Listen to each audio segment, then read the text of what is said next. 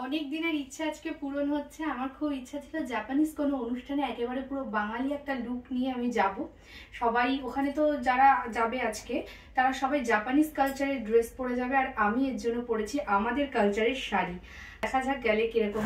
এখানে অনেক বেশি আওয়াজ, আমি জানি না আমার কথা শোনা যাচ্ছে কিনা। আমি কিন্তু জাপানিজ অনুষ্ঠানে চলে এসেছি আর এখন ঢুকবো মেলা দেখো। এখানে দেখো কত সুন্দর মেলা হচ্ছে। এই জাপানিজ সুন্দর মেলার মধ্যে বাঙালি বধূ অনেক দোকানপাট। দেখো আমার পেছনে কিন্তু জাপানিজ ড্রেসও পরে রয়েছে, না ভালো লাগছে কিন্তু দেখতে।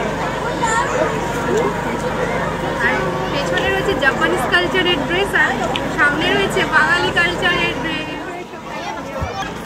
মেলায় কিন্তু অনেক দোকানপাট রয়েছে। এইটা কিছু খাবার, এই খাবারটা জানি না কি নাম, কিছু সরষে ওই জানি